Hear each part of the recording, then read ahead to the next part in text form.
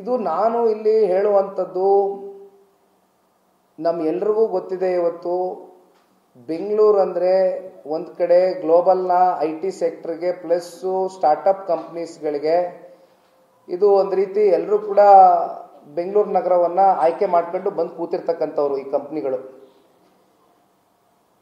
But what has government delivered, ಯಾವ ರೀತಿಯಾದಂಥ ಒಂದು ಇನ್ಫ್ರಾಸ್ಟ್ರಕ್ಚರ್ನ ಅವ್ರನ್ನ ಇಲ್ಲಿ ಉಳಿಸ್ಕೊಳ್ಳೋದಕ್ಕಾಗಲಿ ಅಥವಾ ಮತ್ತೊಂದಷ್ಟು ಕಂಪ್ನಿಗಳನ್ನ ತಗೊಂಡು ಬರ್ತಕ್ಕಂಥದ್ದಾಗಲಿ ಗ್ಲೋಬಲ್ ಇನ್ವೆಸ್ಟರ್ಸ್ ಮೀಟ್ ಅಂತ ಮಾಡ್ತಾರೆ ಸರ್ಕಾರ. ಬಟ್ ಆ ಗ್ಲೋಬಲ್ ಇನ್ವೆಸ್ಟರ್ಸ್ ಮೀಟ್ಗೆ ಬಂದಾಗ ಎಷ್ಟೋ ಜನ CEOs ಇವತ್ತು ನಿಮಗೆ ಈ ವೈಟ್ ಫೀಲ್ಡ್ ಇರ್ಬೋದು ಅಥವಾ ಸರ್ಜಾಪುರ ಇರ್ಬೋದು ಈ ಭಾಗದಲ್ಲೆಲ್ಲ ಟ್ರಾವೆಲ್ ಮಾಡ್ತಾರೆ ಥ್ರೂ ಔಟರ್ ರಿಂಗ್ ರೋಡ್.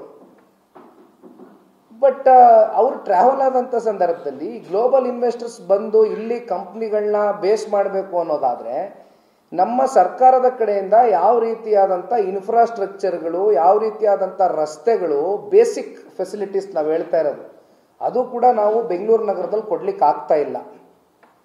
ಈಗ ಬ್ಲ್ಯಾಕ್ ಬಕ್ ಅಂತ ಕಂಪನಿ CEO ಇವತ್ತೇನು ಟ್ವೀಟ್ ಮಾಡಿದ್ದಾರೆ, ಬಹುಶಃ ಔಟರ್ ರಿಂಗ್ ರೋಡ್ನ ಕಂಪನೀಸ್ ಅಸೋಸಿಯೇಷನ್ ಅವರು ಈಗಾಗಲೇ BBMPಗೆ ಮತ್ತು ಸರ್ಕಾರದ ಗಮನವನ್ನು ಹಲವಾರು ಬಾರಿ ಸೆಳೆದಿದ್ದಾರೆ, ಹಲವಾರು ಬಾರಿ ಹೇಳಿದ್ದಾರೆ. ಕಂಪ್ನೀಸು ನಿರಂತರವಾಗಿ ಕೂತಂಥ ಸಂದರ್ಭದಲ್ಲಿ ಅವರ ಅಸೋಸಿಯೇಷನ್ ಏನು ಮಾಡ್ಕೊಂಡಿದ್ದಾರೆ, ನಮಗೆ ಈ ರೀತಿ ಪ್ರತಿನಿತ್ಯ ಸಮಸ್ಯೆ ಆಗ್ತಾ ಇದೆ, ಈ ಸಮಸ್ಯೆನ ಎದುರು ನೋಡ್ತಾ ಇದ್ದೀವಿ, ಇದನ್ನು ಅಡ್ರೆಸ್ ಮಾಡುವಂಥ ಕೆಲಸ ಮಾಡಬೇಕು ಸರ್ಕಾರ ಅಂತಕ್ಕಂಥದ್ರ ಬಗ್ಗೆ ಸಾಕಷ್ಟು ಬಾರಿ ಚರ್ಚೆ ಮುಂದೆ ಬಂದಿದೆ.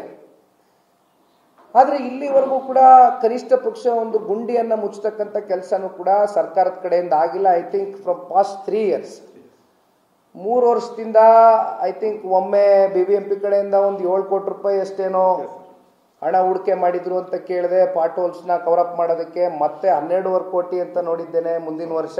ಈಗ ಹೊಸದಾಗೆ 2ನೇ ಗಡುವಿದು, ಮೊದಲನೇ ಗಡುವು ಮುಗಿದೋಗಿದೆ. ಆ ಗಡುವು ಅದು ಎಲ್ಲಿಗೆ ಹೋಯ್ತೋ, ಆ ಟೈಮ್ ಲೈನು, ಆ ಟೈಮ್ ಫ್ರೇಮು ಅದು ಎಲ್ಲಿಗೆ ಹೋಗಿ ತಲುಪ್ತೋ ನಮಗೆ ಗೊತ್ತಿಲ್ಲ.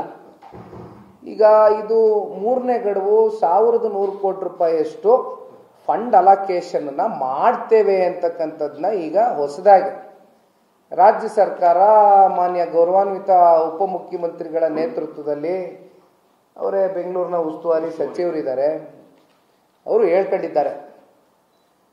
ಅದೇನೋ ಎಷ್ಟನ್ನ ಗಡುವು, ಇನ್ನೊಂದು 2 months ಗಡುವಲ್ಲ, ಬೈ ನವೆಂಬರ್.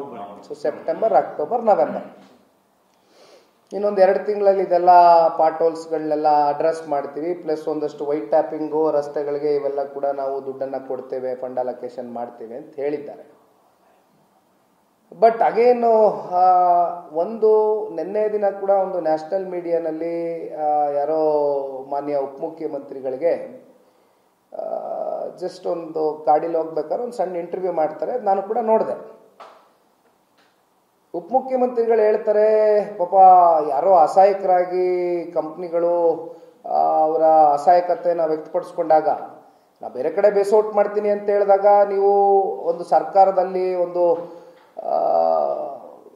ಉನ್ನತವಾದಂಥ ಸ್ಥಾನದಲ್ಲಿರ್ತಕ್ಕಂಥ ವ್ಯಕ್ತಿ, ನೀವು ಅವ್ರಿಗೆ ಯಾವ ರೀತಿ ನಿಮ್ಮ ಹೇಳಿಕೆ ಮೂಲಕ ಅವ್ರನ್ನ ಇಲ್ಲಿ ಉಳಿಸ್ಕೊಳ್ತಕ್ಕಂಥ ಪ್ರಯತ್ನ ಮಾಡಬೇಕು, ನಿಮ್ಮ ಜವಾಬ್ದಾರಿ ಅಲ್ವಾ ಅದು.